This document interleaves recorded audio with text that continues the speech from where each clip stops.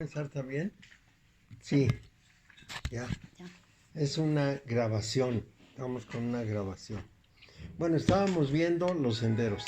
¿Así es? Bueno, entonces vamos a entrar a algunos senderos que no hemos visto hasta este momento y que son muy importantes para terminar nuestra revisión. Estamos viendo los senderos no oficial, es decir, los que no aparecen en el árbol. Y esto sí es interesante porque pues, son como los senderos secretos. Entonces nos quedamos, si no me equivoco, en Binah Malhut. No, en Jokmahot. Jochma Jod. Ajá. Muy bien. Bueno, vimos poquito de Jokmahot. Sí, ahorita lo vemos. Jochma Jod. Bueno, ahorita te explico. Déjame jalarme el esquema. No, pues lo tengo por ahí. Mira, el esquema es este en general, es el global. Bueno, entonces cada una de estas tiene su nombre. Y vamos a ver el nexo entre este y este. Ahí te mandaré algún documento para que más o menos sepas de qué se trata lo que estamos haciendo. Jogma es la capacidad creadora divina y Jod es la ley humana. Entonces hay una relación muy importante que puede ser una positiva y la otra negativa. Esto sería exactamente lo que hizo Yahvé con Moisés. Desde su visión múltiple, lo que hizo es darle a Moisés las tablas de la ley. Y con eso logró un objetivo muy importante. Le transmitió las tablas de la ley y en esa condición Moisés las impuso al pueblo. Es decir, es una iniciativa divina que termina en la ley humana. Al revés, tiene un sentido negativo.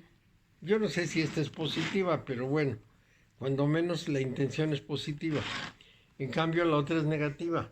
Cuando Hammurabi hizo su código, en el 1750 antes de nuestra era, él dijo que todas las reglas que había puesto en el código de Hammurabi, entre ellas ojo por ojo y diente por diente, se las había dictado el dios Enlil. Entonces ese es de Jod hacia arriba, de la ley humana hacia la conciencia divina. Y esto es un grave problema porque no solo lo hizo el Hammurabi, el emperador o rey Hammurabi, sino que lo hicieron muchísimas más gentes. Incluso la pretensión de que a los reyes los nombra Dios, pues venían de ahí. Entonces, todo ese apelación de los seres humanos hacia lo que pudiéramos llamar la protección divina o la certificación divina, corresponden a este sendero. Entonces, pues esos dos caminos son importantes. La Torah es un ejemplo y el código de Hammurabi es otro.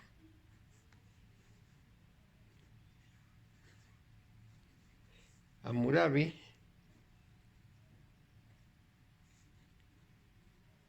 fue un gran conquistador.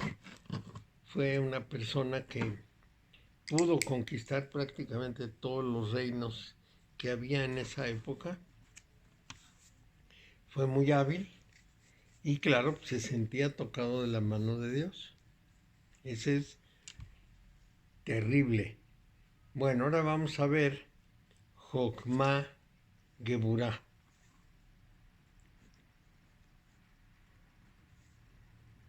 Jokma Geburah es muy sencillo, porque en descenso, es decir, en el camino de descenso, ahí lo que impera es precisamente el principio general de que todas las cuestiones que tiene que alcanzar el ser humano las tiene que alcanzar con esfuerzo. Es el principio del esfuerzo o del sacrificio. No el sacrificio inútil, no ponerse nopales en la espalda, sino el principio de que se conquista con trabajo y esfuerzo, sobre todo lo que es espiritual. Entonces, es el principio del esfuerzo para el espíritu. A fuerza tiene que haber algo que el ser humano sacrifique. Por ejemplo, Santa Teresa nos decía que una de las penalidades peores para una persona que aspira al encuentro con Dios es que Dios llega de pronto y la pone en un estado así como ideal, luego se va y no regresa. Y la persona espera y el otro no aparece, y entonces sufre mucho porque todo el gozo que tuvo ya no lo tiene. Eso es una noche oscura, es un desierto, una sequedad, le dice ella. Cuando es inverso, es precisamente todo el esfuerzo que se hace pensando en que se beneficia a la divinidad. El caso típico aquí serían los templarios, los defensores de la fe, por ejemplo. Todos los defensores de la fe creen que lo que están haciendo es en favor de su Dios, sean de cualquier religión. Eso es lo más interesante, ¿no? Se pelean los cristianos con los musulmanes, cada uno para defender la fe. Y entonces, pues quién sabe cuál es el beneficio, porque si es un solo Dios, pues se pelean por él. Sí. Y a veces se pelean simplemente por la interpretación. Pero es el caso típico. Todos los ofrecimientos de esfuerzo, de sacrificio del ser humano en beneficio de la divinidad. Todos los sacrificios que les llamamos. Curiosamente también, ahí debemos tomar otro aspecto, porque en Geburá es donde se encuentran los señores del karma. Es decir, en Geburá está esa condición de que cada vez que se altera el equilibrio universal, tiene que recuperarse con acciones equivalentes. Entonces, de bajada, diríamos, desde Jokma hasta Geburá, esta condición es importante porque sería precisamente el que el universo fue creado con una armonía. Entonces, en este sentido, es la armonía universal y sus mecanismos de recuperación. Es decir, de arriba para abajo, lo que se aporta es armonía y la vigilancia de esa armonía. Diríamos, los principios que hacen que cuando se rompe la armonía haya una respuesta. Bueno, y es una armonía universal. En cambio, de su vida es el restablecimiento de la armonía que se llama karma.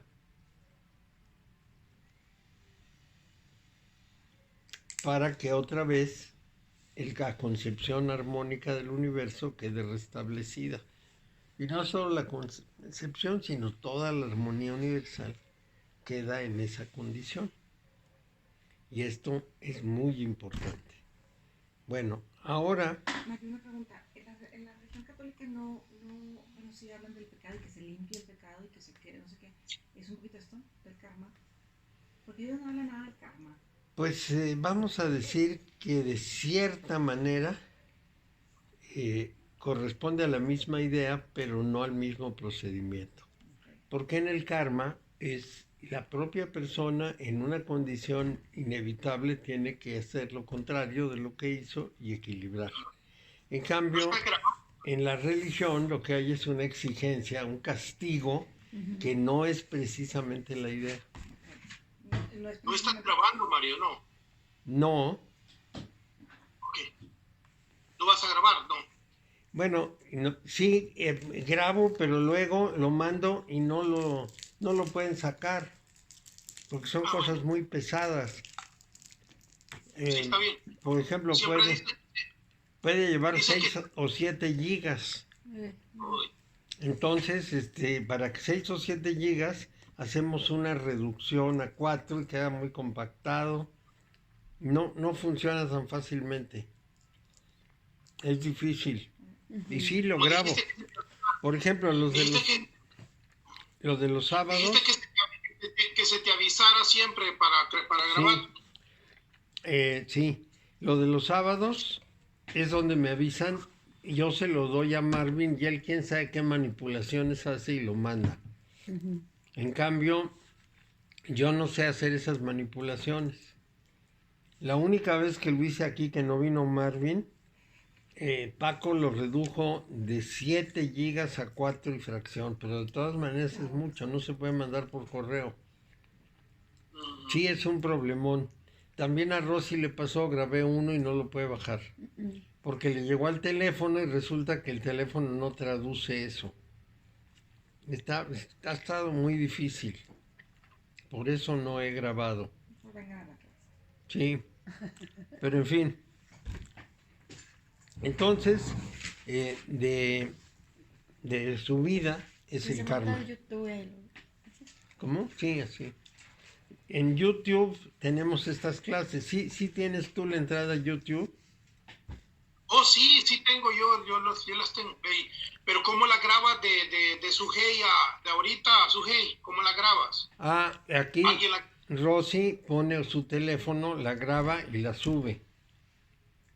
Bueno. Sí. Entonces sí están a veces, por ejemplo, como la sesión anterior, no vino Rosy, entonces la grabé yo, pero luego no sabemos cómo transmitirla.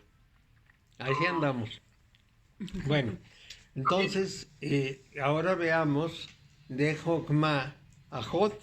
Esa ya la vimos, ¿verdad? Sí. ¿Cuál nos falta? De Jokma a Binah, ya lo sabíamos. Y sí existe. Sí, ya la vimos. Y esa ya existe. Bueno, de Jokma a Yesod. Estamos viendo los senderos escondidos, ¿verdad? Los secretos. Sí. Es Jokma a Yesod. Entonces, ahí nos vamos a encontrar con un asunto muy particular. Es justamente el velo tendido sobre la conciencia humana para que no se dé cuenta que la condición celestial es muy agradable y entonces confunda las cosas y sienta que es muy agradable la vida y se empeña en vivir y en obtener todo lo que son los resultados de la vida. Ya les he dicho que hay un velo tendido en que arriba está Luzbel y abajo Satán, que oculta al ser humano las bellezas o gozos superiores, lo deja con los gozos de la vida para que cumpla su misión en el mundo de la manifestación. Entonces, de arriba a abajo es el velo de Luzbel. Velo de Luzbel. De abajo arriba es la concepción religiosa de Dios. Como Yesod es la construcción que hace la mente del mundo y de lo que lo rodea. Entonces resulta que nuestra mente concibe de una manera en general muy, ¿cómo la pudiéramos llamar? Muy ingenua. Concibe a Dios de brazos, piernas, ojos, manos, enojos, contentos, etc. Y esa concepción de Dios es precisamente que Yesod intenta ascender hasta hasta Jokmá y quiere ver la voluntad de Dios, porque esa sería la voluntad de Dios, no sería el rostro de Dios, sino de la voluntad de Dios, lo que quiere hacer. Ese es Jokmá. Entonces decimos, es que Dios quiere esto y Dios quiere aquello. Como dice la gente, Dios dice, ayúdate que yo te ayudaré. Y dice uno, pues ¿con dónde dice? ¿Dónde nos dijo eso? Y así como eso, Dios dice, debes hacer las cosas como Dios manda. ¿Y quién dijo cómo manda Dios que se ¿Cómo hagan? manda Dios? Yo me acuerdo. Sí. ¿Cómo manda Dios? O te refieres a algo y si Dios quiere, sí llego. Sí. Si Dios quiere, sí voy. Sí, Dios, sí. Ajá, si Dios. Sí. ¿Costumbres? Lo interesante aquí, Mario, es que siempre va a ser interpretación del hombre, va a ser Del hombre. interpretación. Eso es de Jokmá a Yesod, es interpretación humana. La solución que yo siempre le sugiero a los niños en ese caso es que le digan a sus papás, es que a mí Dios me mandó otra cosa. ¿Cómo? Sí, me dijo. En la noche se me apareció y me dijo. Me dijo que era distinto. ¿Cómo? Bueno, entonces, de bajada es el velo para que no nos ilusionemos con el mundo celestial y queramos morir. Y de subida es la concepción de la voluntad de Dios que hace el cerebro humano, tal como lo quiere ver. La relación directa Jokmá-Malhut. Ya no sé si la vimos, pero de todas maneras vamos a verla. ¿Cuál? ¿Jokmá? Jokmá-Malhut.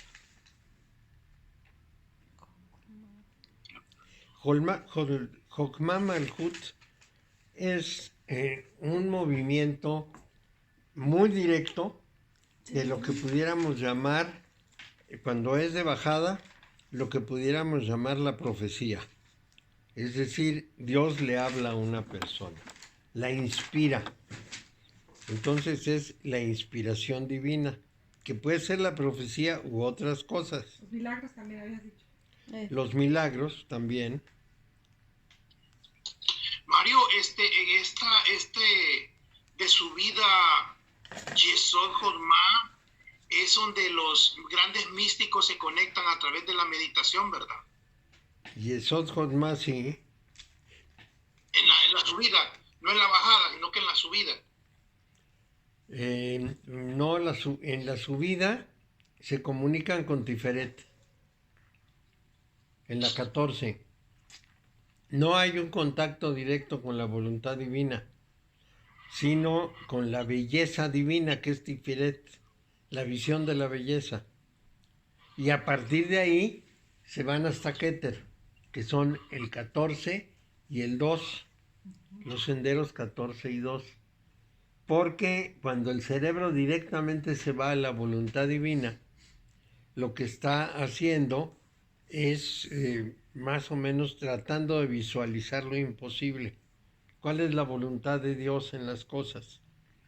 En cambio, si tomas por Tiferet, lo primero que se adquiere es lo que podríamos llamar el estado crístico, y de ahí se va hasta Keter.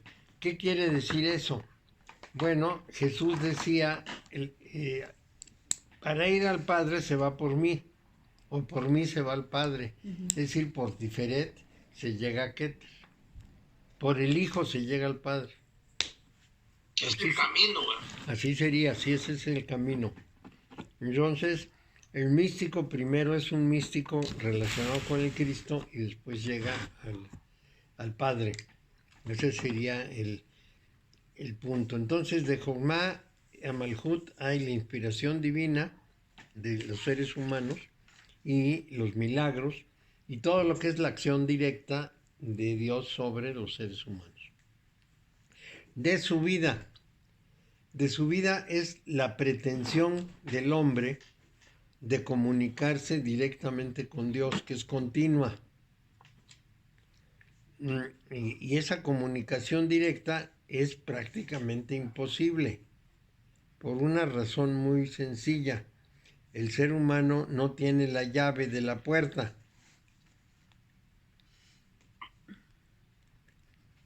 Eso sería Malhut a Jokma. Es de Malhut a Jokma. No, así es.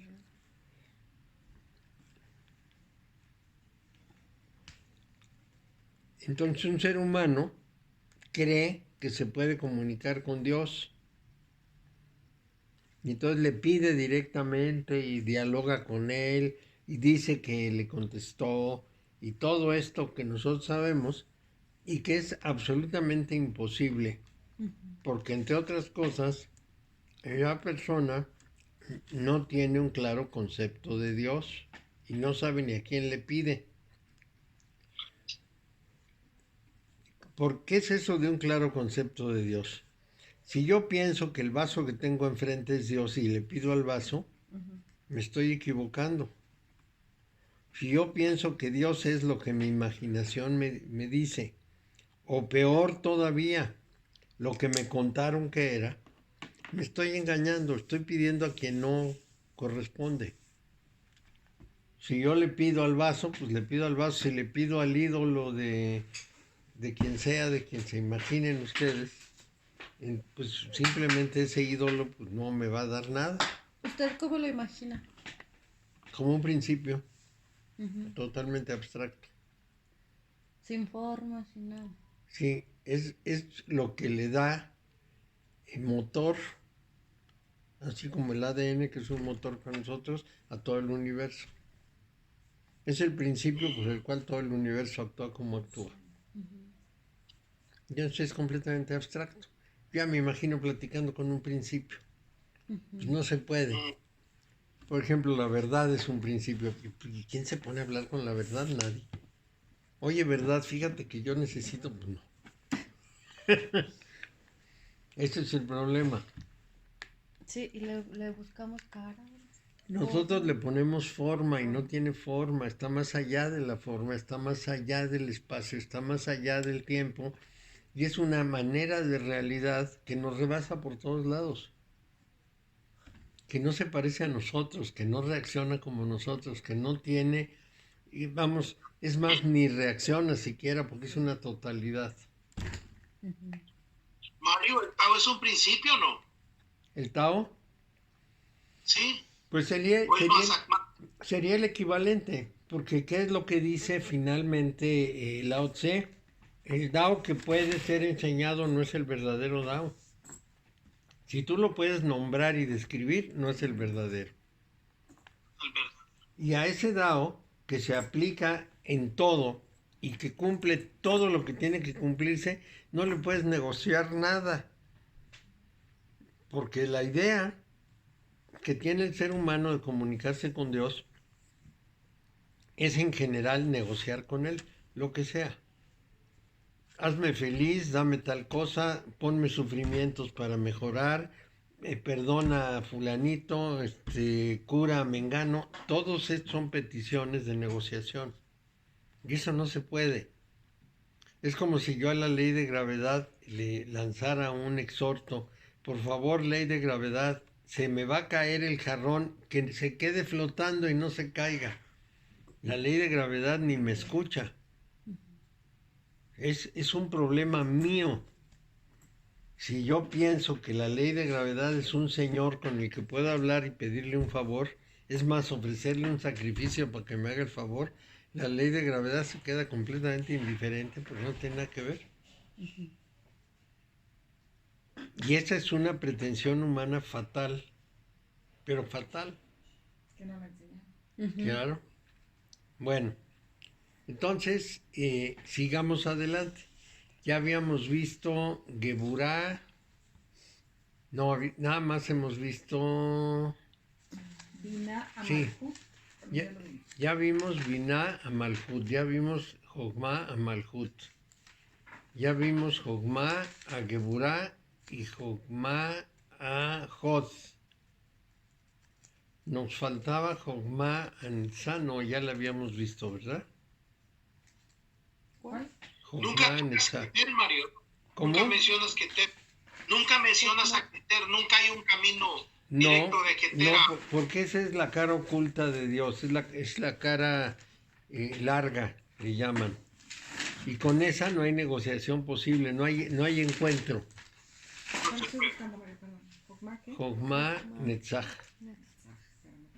Creo que es la última que vimos. Jokma Jod. Jokma Netzach, sí, ya lo Sí, vi. ya la habíamos ley de la visto. vida. Inviolable. No hay Binah Malkut, Mario. Binah Malkut, no. Binah Malkut. Binah Malhut ya la vimos en la sesión anterior. Sí. ¿Qué nos faltaría ahora? Y si bajamos, nos faltaría Geburah Yesod, ya la vimos. Geburah Malhut también. Y Gesed Yesod y Gesed Malhut también. Geburah Yesod. Empezamos No, por ahí, empezamos desde Geburah y Gesed para abajo. Empezamos. Binah. Entonces ahí ya no hay Malhut. prácticamente ninguna que nos falte más que Geburah Malhut, Tiferet Jokma Malhut. Tiferet. Tiferet Malkut. Esa sí, esa no la teníamos. No, Tiferet. Bueno, no sé Tiferet qué Malkut. pasó. ¿Este sería cuál, Mario? ¿Qué sendero sería? ¿El 7 al 3? No es sendero, es que está en medio Yesod. ¿Es qué? Es que quiero Tiferet. ¿cómo le llaman? Tiferet. Tiferet. Malhut. Tiferet se comunica directamente con Yesod, Ujú. pero Malhut. no llega directamente a Malhut. Ajá. Es el único con el que no se comunica. Porque está ahí como un obstáculo Sí, que es está un Yesod. obstáculo. Se comunica con los otros 9. Ujú. No hay ninguno con el que no esté comunicado. Ajá. Más bien con los otros 8. Pero no se comunica con Malhut. Ajá. Bueno, ¿qué sería eso? Si es de bajada, si es de arriba hacia abajo, sería la comunicación de quien tiene ya esa visión de la belleza, digamos, un Buda con una persona completamente ajena al camino del Buda. El Buda hablando con el vecino de la esquina, que el vecino no le entiende nada. Pues sí, porque es decir, Buda con una persona que no tiene esa concepción y esa búsqueda. ¿Será este el camino del Bodhisattva, Mario? Tiferet No. Malkut. No, porque el Bodhisattva siempre se comunica con alguien que sabe quién es. Bodhisattva, es decir, tanto en las religiones orientales como, vamos a decir, en las religiones bueno, también la India está en Oriente, en la China y en la India, en general no hay tarea misional. Buenas tardes. Buenas ¿Qué tal? tardes. No hay tarea misional, es decir, la gente no anda predicando a ver si convence a los demás de su religión, sino que los deja llegar. Entonces no van directamente con las personas. Sería justamente el Buda o cualquiera de la religión del Buda hablando uno por uno diciéndole, convéncete, el Buda es el bueno. Ujú. Eso es muy propio de Occidente. Eso se aprendió del cristianismo católico y del protestante también, porque los protestantes son muy insistentes.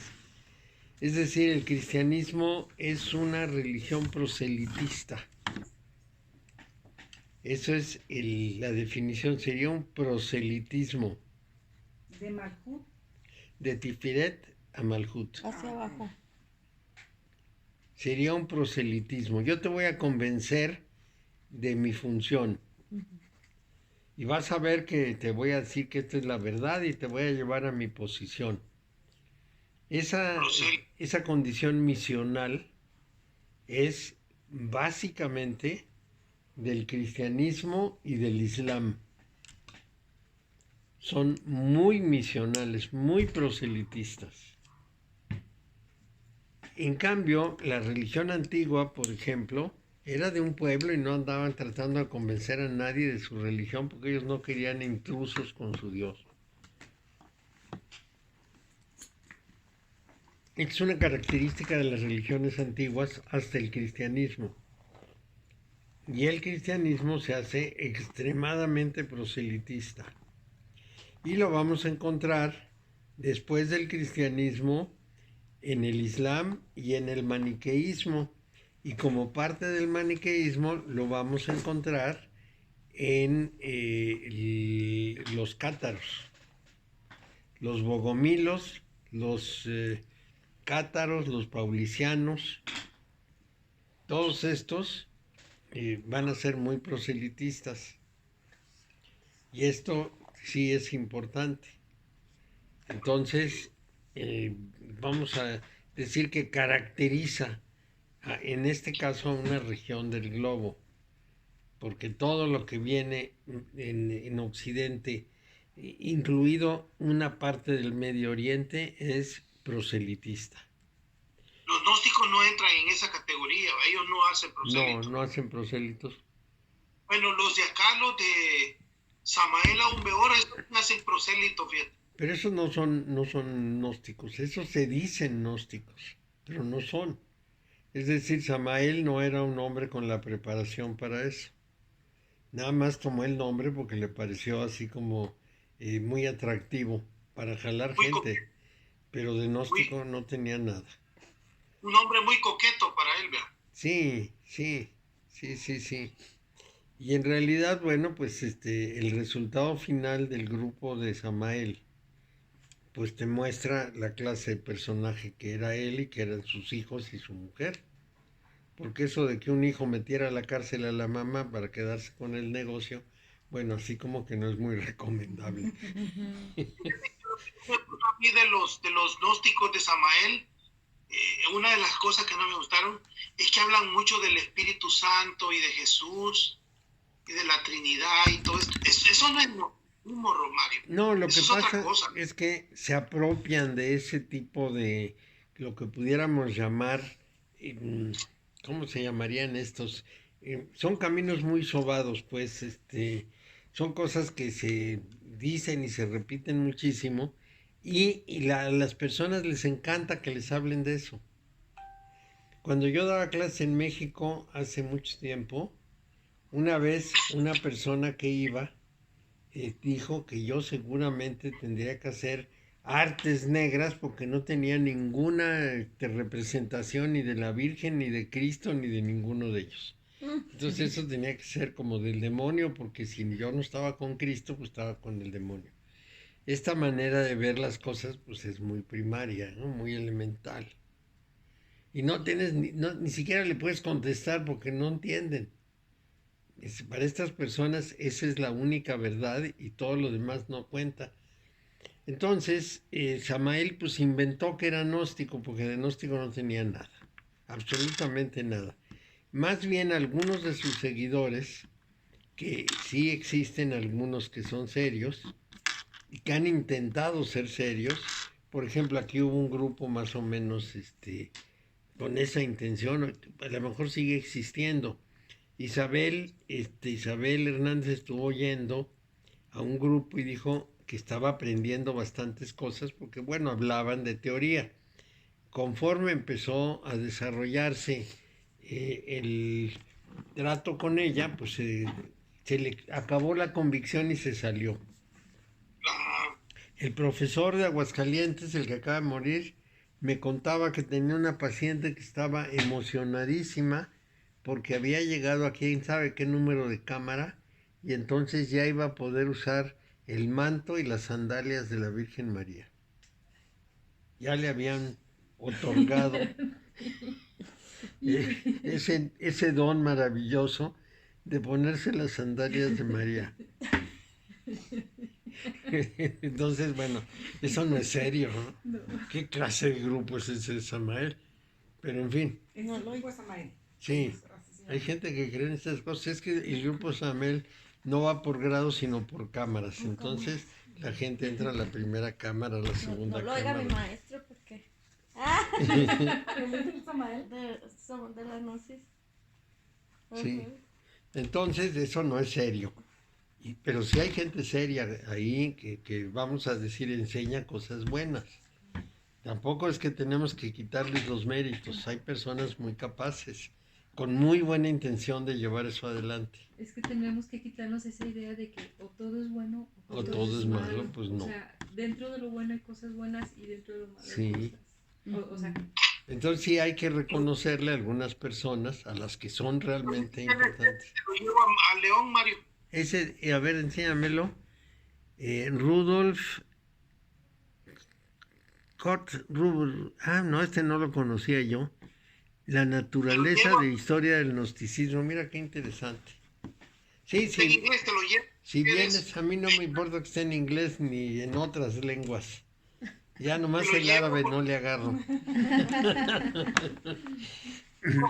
Tiene muy buena información de lo que ya sabes, pero tiene Sí. buena información. Mira, tiene algunas Esquemas, sí. Sí, esquemas sí, sí, y sí. figuras. Sí, los gnósticos son muy, muy particulares. Bueno, entonces de bajada sería el proselitismo. ¿Cuál sería de su vida?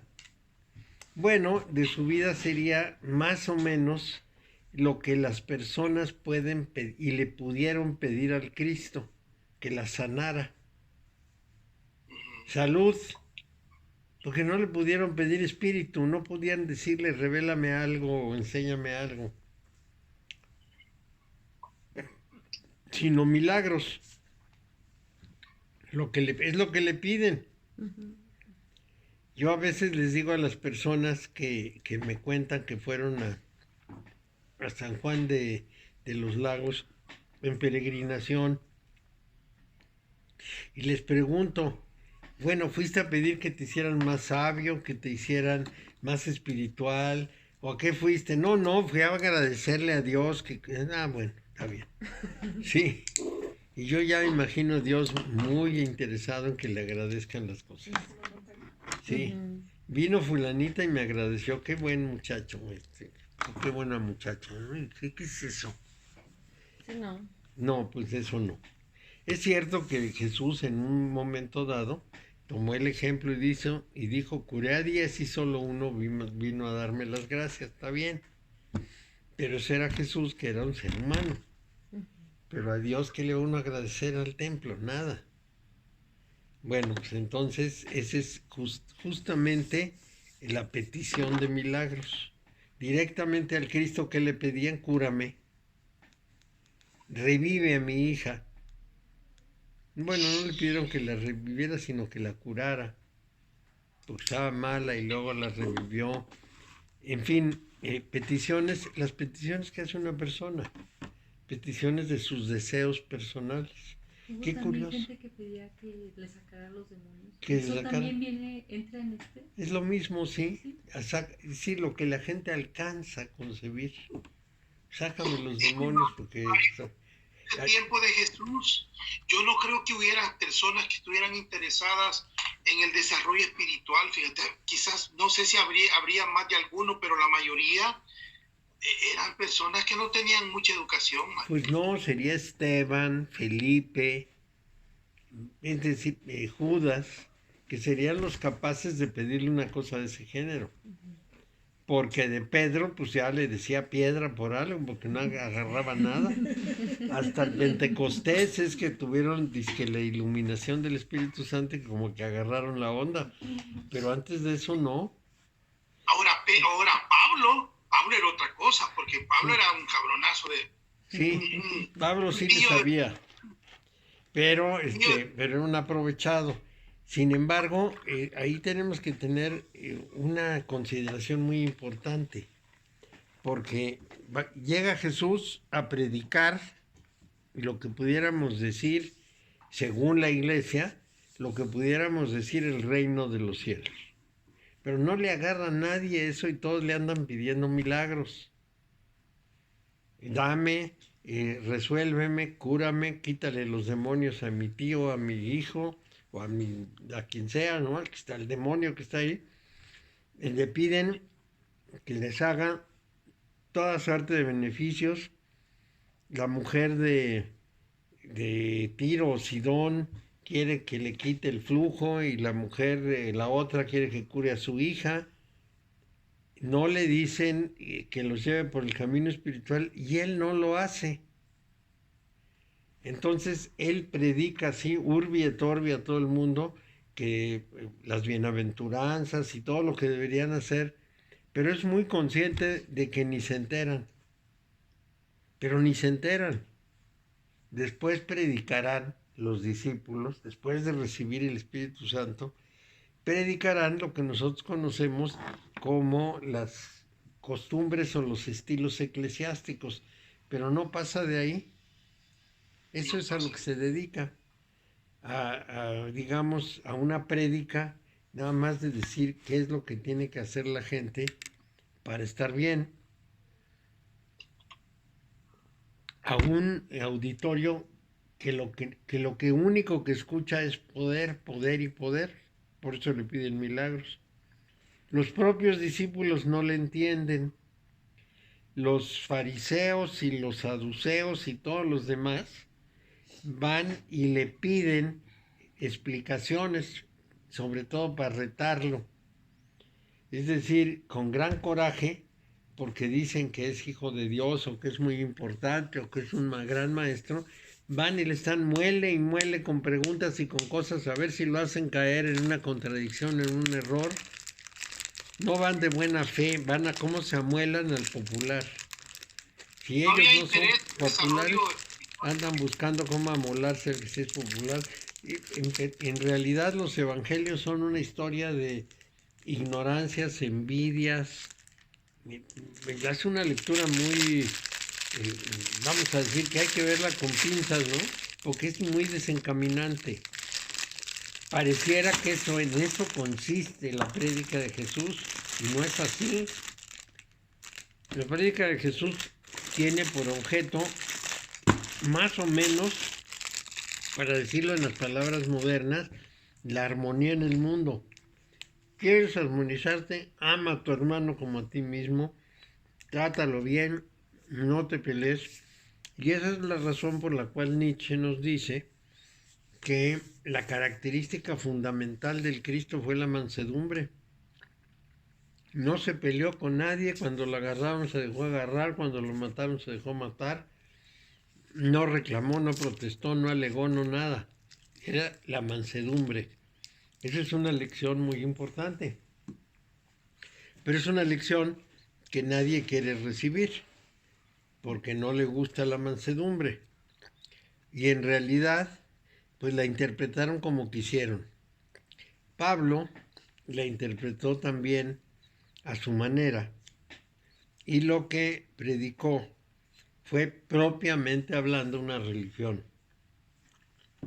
Mientras Jesús no creó una religión, sino hizo una interpretación muy propia de cuál era la conducta adecuada de un ser humano, qué es lo que lo iba a mantener en armonía, en equilibrio con el orden universal, etc. Pablo lo que hace es formar una religión, un culto en el cual le transmite a la gente lo que él considera que debe hacer la gente, sin referirse a lo que dijo Jesús, porque Pablo nunca se enteró de qué dijo Jesús. Pablo habló solamente de la crucifixión y de la resurrección, y de ahí interpretó que había venido a salvar a la humanidad y que había luchado contra los arcontes y los había vencido. Eso es lo único que menciona de Jesús.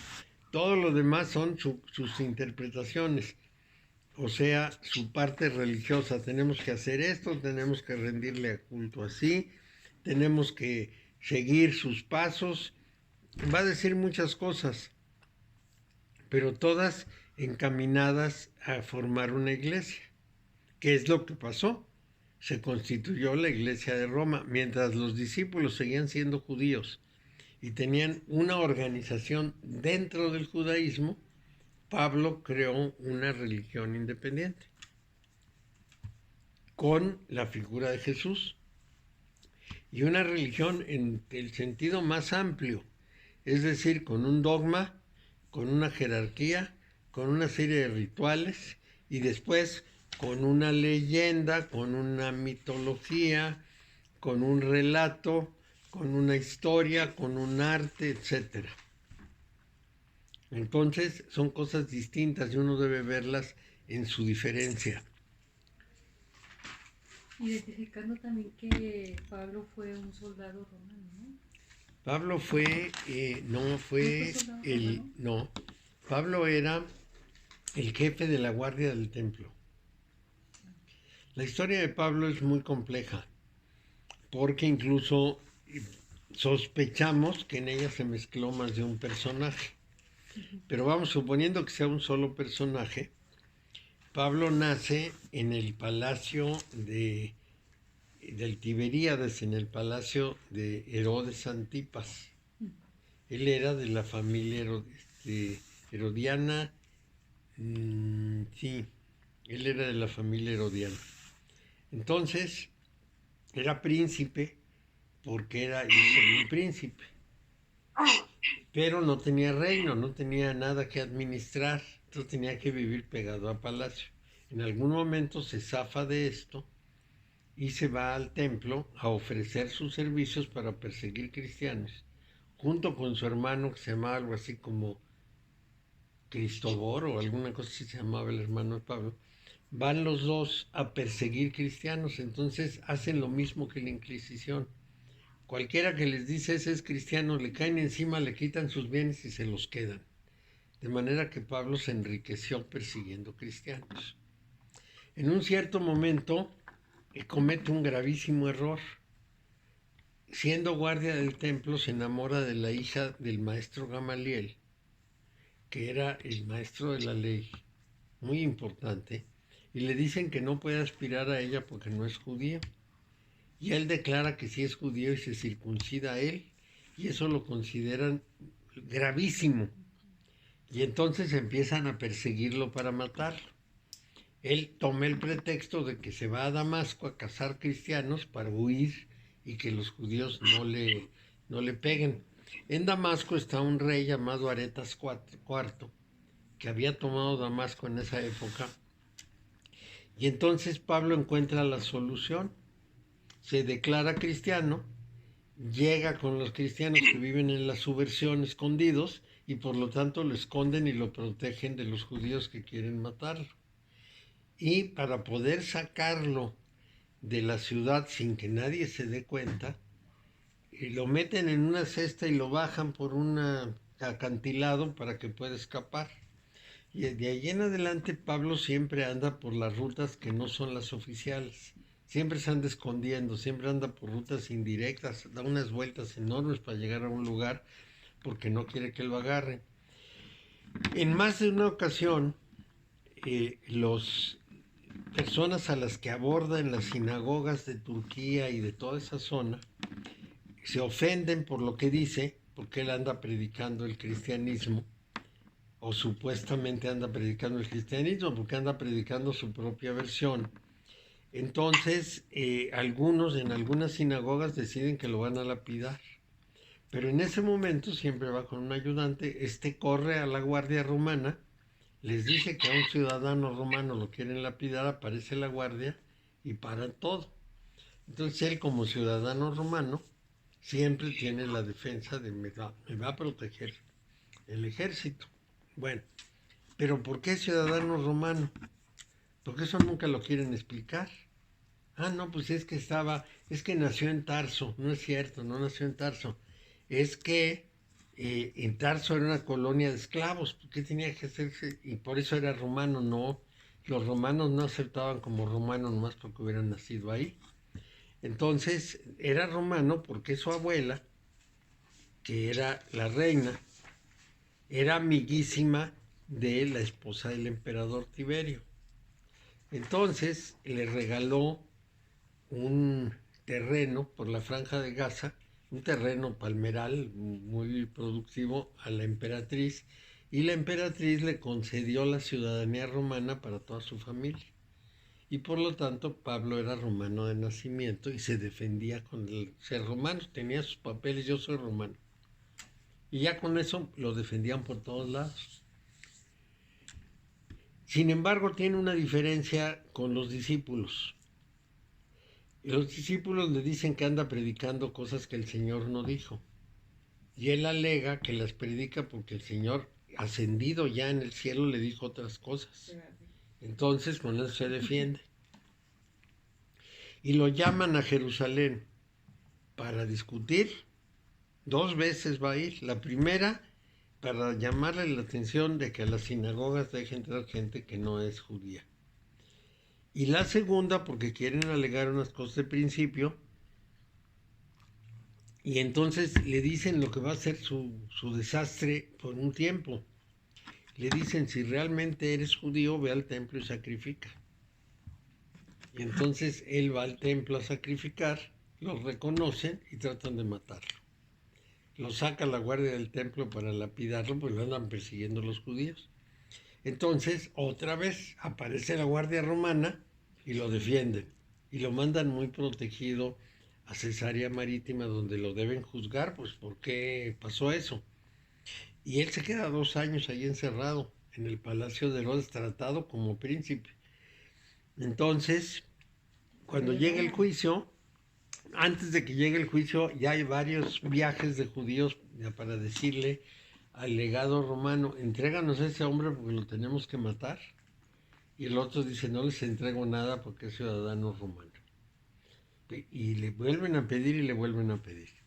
Cuando finalmente lo juzgan, le dicen, bueno, pues eres libre porque no encontramos culpa tuya. No, dice, no. Yo apelo al emperador, mándenme a Roma. ¿Por qué? Porque sabe que si se sale, lo matan los judíos, que le tenían ya puesto el ojo encima. Esto sí, pues, ¿por qué le tenían puesto el ojo encima? Eso nunca nos lo explican.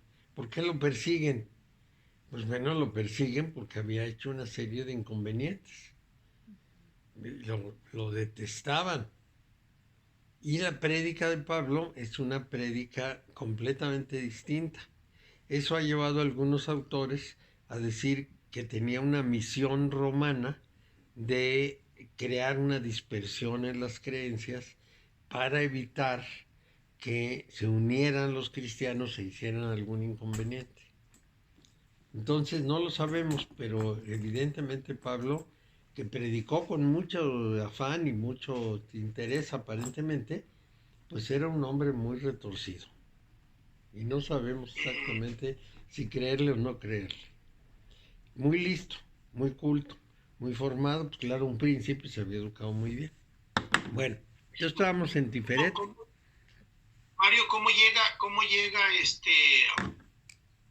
a mí me interesa esto de cómo es que Constantino llega a conocer esto del trabajo de Pablo y luego se convierte esto en una religión cristiana. Bueno, Constantino no conoce nada de Pablo porque es 300 años después o 200 años después. No, ahí lo que pasa es que el cristianismo llega a Roma con Pablo y al llegar a Roma las cosas se ponen muy difíciles porque la gente empieza a convertirse al cristianismo masivamente. ¿Y por qué se convierte al cristianismo? Pues en realidad son los esclavos, los pobres, los siervos, la gente de pues, la plebe es la que se convierte al cristianismo porque hay una promesa de redención. Es la única religión que les ofrece algo y con la que directamente se pueden entender, porque la religión romana solamente consiste en actos civiles en que el emperador y el sumo sacerdote hacen las celebraciones y el pueblo pues ahí está de testigo, nomás mirando. Pero aquí le ofrecen que puede dialogar con Dios, que puede pedirle y que además si hace todos los sacrificios necesarios va a irse al cielo y en el cielo va a tener una vida maravillosa. Entonces la gente se va sumando. En esas andan cuando llega Pablo a Roma porque pidió ir a que el emperador lo juzgara. Y entonces Pablo los organiza. Va organizando los grupos cristianos en Roma hasta el incendio de Roma, que es atribuido a los criados de Nerón. Por eso dicen que fue Nerón, pero no, los criados de Nerón eran unos cristianos al servicio de Pablo. Entonces, claro, Nerón persigue a los cristianos y decapita a Pablo. Eso fue muy sencillo, porque preguntó, bueno, ¿y estos sirvientes míos quiénes son? Pues son unos cristianos, ¿y quién los guía? Pues un tal Pablo, pues agarren al tal Pablo y mátenlo. Y le cortaron la cabeza. Ese es en realidad lo que pasó, que si le torturaron y le hicieron que porque la religión no tenía nada que ver. A Nerón le importaba un bledo la religión. Sí. Nerón se molestaba precisamente por la actividad misional de los cristianos. Decía, ¿y por qué, si nosotros tenemos nuestra religión de romanos, nos quieren meter una religión ajena? ¿Quién les ha dado autorización para convertir a nuestra gente? Y por eso hacían las persecuciones. Y en realidad para ellos era como la ley. La religión era una parte de su vida pública. Entonces las leyes protegían la religión romana. Predicar otra religión no era válido. No fue válido hasta el año 310 o 311, ya no me acuerdo, 10, 11, 12, en que tanto él como Licino firman un decreto en que aceptan que haya la religión cristiana en Roma. Entonces, desde que empiezan los cristianos hasta ese año 300 y pico, en que se saca el edicto de Milán, el cristianismo está prohibido en Roma. Es algo que no debe hacerse. No el judaísmo, que lo han dejado porque el judaísmo es muy cerrado, no predica. Y pues si los judíos tienen su Dios, pues que lo adoren. Pero el cristianismo es proselitista y entonces a los romanos no les gusta. Ya en el 300 y fracción, que les digo, ya será Constantino el que apruebe que estén así. ¿Por qué Constantino toma esa relación con los cristianos? Hay dos razones muy importantes. La primera, porque su mamá era súper cristiana. Y entonces le insistía mucho en el cristianismo y su papá era muy amigo de un obispo, del obispo de Sevilla que se llamaba Ocio. Bueno, entonces él estaba en contacto de cierta manera con el cristianismo. Pero la segunda razón fue que estaba luchando en una guerra sin cuartel con el emperador, con el Augusto Romano, el emperador principal, que se llamaba Magencio. Entonces, Constantino entendió una cosa muy importante. Él tenía un ejército y Magencio tenía un ejército, pero Magencio tenía más dinero y los ejércitos eran de mercenarios. Entonces, si Magencio con su dinero compraba su ejército, él iba a perder la batalla. En cambio, los cristianos morían por su religión. Eran totalmente cumplidores frente al asunto de Dios, de manera que lo reflexiona un poco y entonces inventa que tuvo un sueño en que aparecía una cruz en el cielo y le decía, con este signo vencerás. Y entonces no hace nada, según él, adopta la cruz, pero lo que pasa es que los estandartes romanos eran un palo con un palo atravesado y con el sol invicto puesto ahí. Entonces bastaba decir que ese sol invicto era la representación del Cristo o de Dios para que los cristianos se fueran con él. Se lleva a los cristianos a la batalla, gana la batalla y entonces los convierte en sus aliados porque sabe que van a estar con él a morir. Y van a estar con él a morir. En su jubileo, que son a los 50 años, lo declaran el Logos, prácticamente lo declaran el Cristo, y durante el tiempo de Constantino no se habla del Dios Hijo, nada más se habla del Dios Padre. Todo esto es por astucia política. Sí. Y Constantino sigue siendo de la religión del sol invicto, que es la religión del ejército romano en ese momento. Cuando ya está en el lecho de muerte, ya en las últimas, su hermana, que era muy amiga del obispo de Nicea, lleva al obispo de Nicea para que lo bautice y se haga cristiano. Y el otro pues ya está muriendo, ya ni alega, ya nomás lo hacen cristiano como, pues porque ahí estaban, pero... Y entonces van a decir que era cristiano, pero no, todo el tiempo estuvo con la religión del sol invicto.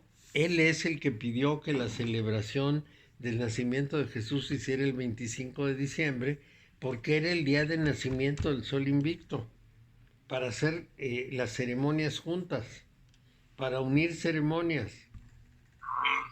Entonces, más de una vez mencionan a Jesús como un sol. ¿Por qué? Porque eso reúne las dos caras, la religión del sol invicto y esa. Es Constantino el que introduce el incienso en el rito cristiano y también introduce las campanitas cuando aparece el espíritu tilín, tilín. Esas son del mitraísmo, llevadas a la religión del sol invicto. Y esto es muy importante. ¿Por qué? Porque tiene una influencia decisiva. Sí, sí, te escucho. Este Constantino no es el Constantino de Constantinopla. Sí. Es El emperador Constantino el Grande. Él es el que hizo toda esa historia. Era muy astuto, era muy hábil. No pero entonces no se queda en Roma. Bueno, es que en esa época había lo que pudiéramos llamar dos Romas, la antigua Roma y la nueva Roma. Diocleciano, que era el emperador de punto de arranque, vamos a llamarlo así, decidió que iba a gobernar durante 20 años y después se retiraba. Y para poder administrar todo el sistema, que era muy difícil, creó dos Romas, la Roma antigua y la nueva Roma. La nueva Roma era la Roma de Oriente. Es el imperio cristiano de Oriente, pero es después, ¿no? En ese momento es el imperio romano de Oriente y le llaman Nueva Roma. Ahí el Diocleciano es el Augusto y tiene un César que lo puede sustituir. Y en Roma hay otro Augusto con un César que lo puede sustituir. El César era el papá de Constantino. Cuando Diocleciano se renuncia, se va a Dalmacia, donde había nacido, a estar muy en paz y no se vuelve a meter en política. Entonces empiezan a pelear por el poder. Y de alguna manera muere el papá de Constantino, él se siente el heredero de su puesto, y lo es además, y entonces empieza a pelear por el poder. Y va haciendo una serie de operaciones para ir eliminando a la gente. Uno de ellos renuncia, el Augusto de Oriente, y después tiene con Licino, que es el César de Oriente, unas relaciones, vamos a decir, de asociación, pero finalmente lo induce a suicidarse. Y entonces queda él frente a Magencio, que es el Augusto de Roma, y tiene que vencerlo en una guerra, porque no hay ninguna otra forma de hacerse del poder. Y es el momento en que recurre a los cristianos, le gana a Magencio 2 batallas, la última en Puente Milvio, y se apodera del imperio. En ese momento ya los cristianos habían sido beneficiados desde antes con esa autorización, pero en el momento en que ya se apodera del imperio, entonces los cristianos van a ser para él un arma muy importante. Corre a todos los sacerdotes del culto romano y nombra a los obispos cristianos en su lugar, y como eran empleados públicos les da un sueldo. Los exime de impuestos y les permite cobrar diezmos.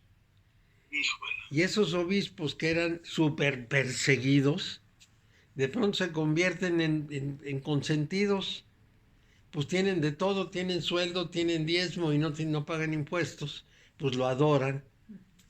Realmente lo adoran, le dan una cantidad de halagos y lo tratan pero maravillosamente. Y cuando se quejan de que el cristianismo oriental es arriano, porque un sacerdote arrio tiene una tesis distinta, entonces él lo que hace es decir, yo necesito paz en el imperio y necesito equilibrio de mis cristianos. Convoca al concilio de Nicea para ponerse de acuerdo sobre el arrianismo. Entonces, él le paga el viaje a todos los obispos de Europa, pero no a los de Oriente. Entonces, al concilio de Nicea van muchos obispos occidentales y pocos orientales.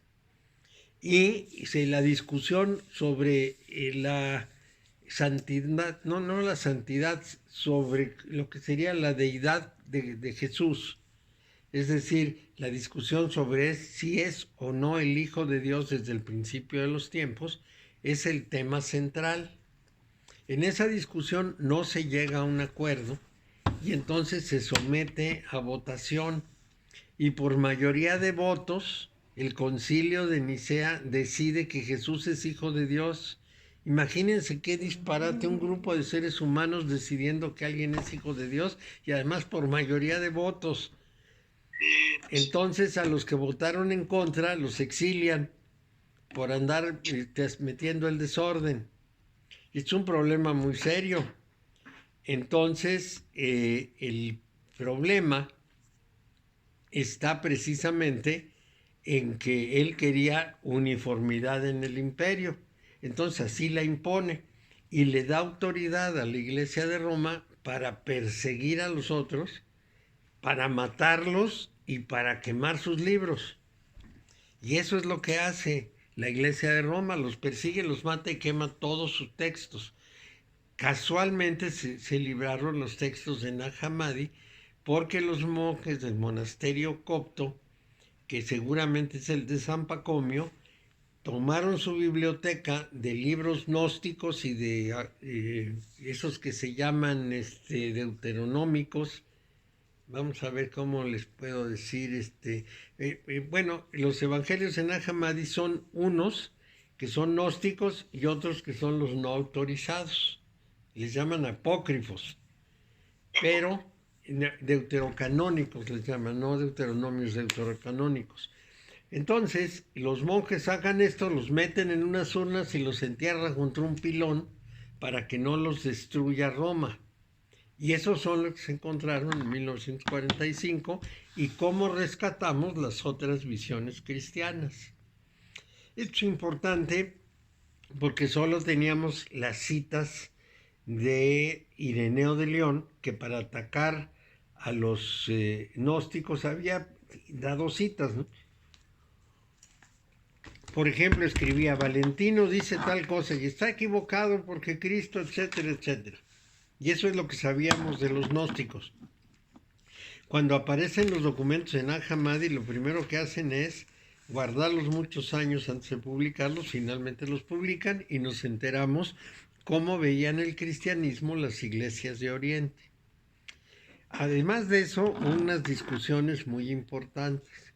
Las dos discusiones más trascendentes fueron la primera sobre la naturaleza de Cristo, si tenía un cuerpo o dos cuerpos. Entonces la conclusión de la Iglesia Católica era dos personas en un solo cuerpo. Y ya. Es decir, en ese solo cuerpo cabían el Cristo humano y el Cristo celestial. Eso fue una discusión larguísima. Otra discusión muy importante fue de quién era mamá María, si era mamá de Cristo o mamá de Dios. Entonces, un obispo muy sabio que se llamaba Nestorio y que tenía 80 diócesis en el Oriente, decía que era la mamá de Jesús, no podía ser la mamá de Dios, porque ese era un disparate. Pero Roma decía que era la mamá de Dios, porque como Cristo era Dios, que ya se había probado que era Dios, entonces pues tenía que ser la madre de Dios. Y a Nestorio lo excomulgan y se tiene que salir, y las 80 diócesis se salen de la comunión romana y hacen un cristianismo independiente. Todos esos... ¿Dónde estaba Mario? ¿Cómo? ¿Dónde estaba Nestorio en ese momento? Estaba en Siria, Irak, en toda la zona del Medio Oriente.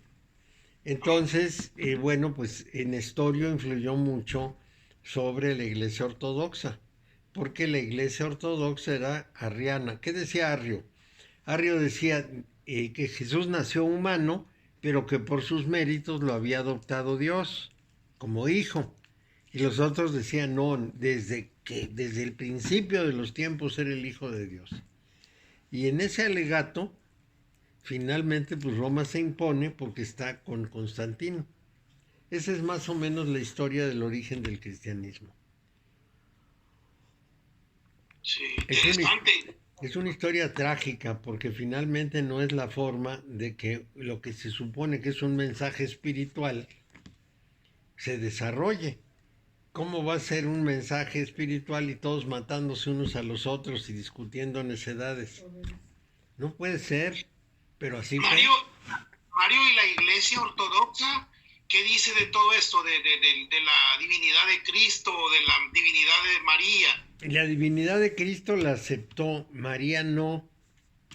A María la dejaron en reserva, vamos a decir, pero sí aceptaron la divinidad de Cristo. Ese concilio de Nicea fue muy fuerte en el sentido de que estaba apoyado por el emperador. Entonces, como el emperador vivía, bueno, pues esto no lo terminé de decir, Constantino se fue al oriente. ¿Por qué? Porque el poder romano estaba en oriente, la Roma de Italia ya estaba en plena decadencia. Y entonces a él no le importaba esa... A veces viajaba a Roma, a veces estaba en Oriente, pero fundamentalmente vivía en Oriente. Vivía en Nicea precisamente, se había hecho un gran palacio. Pero ya bien confirmado como emperador, cruza pues no, ya no le puedo decir el mar, el canal, cruza el canal a Constantinopla con sus arquitectos y les dice cómo quiere que le construyan Constantinopla, que esa va a ser su ciudad capital de la nueva Roma. Esa es la razón por la cual el imperio bizantino se consideraba el centro de la cristiandad, porque era precisamente el imperio romano de Oriente, y él era el emperador de Bizancio, era el emperador romano de Oriente, de la nueva Roma, de la verdaderamente potente, porque 100 años después, en el 410, 810, llega Alarico y hace pedazos Roma. En cambio, el imperio de Oriente se mantiene y la Iglesia Ortodoxa junto con el emperador. La Iglesia de Roma, Oriente de Constantinopla, dice que ellos son los verdaderos guías de la Iglesia porque allí estaba el imperio. Y los romanos poquito a poco se van colando, después del año 400, hasta que alrededor del año 600 ya se hacen del poder de la cristiandad. Entonces se hace una división 400 años después. En el año 1050 se hace una ruptura entre Miguel Cerulario, que era el más alto jerarca de la Iglesia Ortodoxa, y el Papa León, que era el más alto jerarca de la Iglesia de Roma, y uno se excomulga al otro. Es decir, el romano manda excomulgar al otro y el otro excomulga al romano, que es la excomunión que se resolvió con Juan Pablo II 900 años después. Todas esas ridiculeces no pueden ser de una religión seria. No está bien. Pero bueno, así sucedió. Estamos viendo Jerez Malcuz, Mario. Sí, pero estábamos viendo precisamente el problema de por qué las cosas se organizaron así en Malhut Tiferet. Es decir, por qué los cristianos lo que tenían era una muy corta visión de lo que representaba la función de Jesús. Muy corta visión porque lo que ven, eso es lo que estaba yo diciéndoles, lo que ven es beneficios de salud y vida eterna en un paraíso maravilloso donde todo va a ser bonito. Esto es lo que yo decía que es un negocio. Yo te creo y yo te hago toda suerte de adoraciones porque cuando yo me muera tú me vas a dar vida y me vas a tener eternamente vivo. No me vas a dejar morir. Y además te pido que me cures y que me hagas milagros y que me resuelvas el problema de la renta y que, etcétera, ¿no? Todo eso, pues, está explicado en cómo, visto desde Malhut, Tiferet es deformado, porque Tiferet es la visión de la belleza, es la gran contemplación del orden universal. Y a esa gran contemplación del orden universal le pides que te cure del hígado. Bueno, esas cosas son una barbaridad. Ese es el problema de esa relación. Y creo que es la última que teníamos que ver de esta relación. ¿Cuáles son, pues, los senderos ocultos del árbol de la Cábala? Los senderos manifiestos ya los vimos y yo creo que te tengo que mandar un texto de 60 páginas. A lo mejor te lo mando en partes, no, a lo mejor lo meto en PDF y puedo mandártelo en una sola emisión por correo, porque ahí viene el análisis de cada sendero. Son muchas páginas, pero pues son 22 senderos y cada uno en promedio me ocupó 3 páginas. Muy apretadas, muy resumidas, pero es la descripción de los senderos visibles. Y los que estuvimos analizando en la sesión anterior y en esta son los senderos no visibles, los ocultos. Por otro lado, y en la sesión próxima lo veremos, están los clifot. Los clifot son los antisenderos. Esto, ¿cómo lo puedo decir? Digamos, son la contraparte, es el reverso de los, pero no de los senderos, de los sefirot. El plural se dice sefirot, o sea, las esferas, las ruedas Mario, de la cábala, sí. Una pregunta, incluyendo los senderos visibles y no visibles, ¿de cuántos senderos estamos hablando, Mario? De 32. 32 senderos. Claro, esa es la razón por la cual en las masonerías, y sobre todo especialmente en la masonería escocesa, hay 32 grados. El 33 no es un grado, el 33 es la posición del que encabeza la logia, pero los grados son 32. Que serían, o sea, todos estos son 22 y 1, 2, 3, 4, 7, ¿sí? Sí, 10. así es. Hay 10 más, son 32 en total, y esos 32 senderos representan los 10 sefirot y los 32 senderos. En realidad son llevados a 42. ¿Por qué 42, Mario? ¿Por qué? Porque hay 10 sefirot y 32 senderos. 22 senderos visibles, 10 senderos invisibles y 10 sefirot. Ah, ok. Sí, ahorita. 10 Sí. sefirot visibles. Ese es como deberíamos verlo, pero en lo visible son 32, son 22 senderos y 10 sefirot, entonces son 32 y son los mismos grados que decidieron para la masonería escocesa. Otras masonerías tienen 9 grados, 3 grados, 90 grados, son distintas, pero la escocesa escogió 32 por eso. Pero en las escuelas cabalísticas nunca te hablan de los senderos escondidos. No hablan. No, No te hablan. hay algunos textos muy reservados que hablan de ellos. Yo solamente me he encontrado un libro judío que habla de los senderos ocultos. Solamente uno.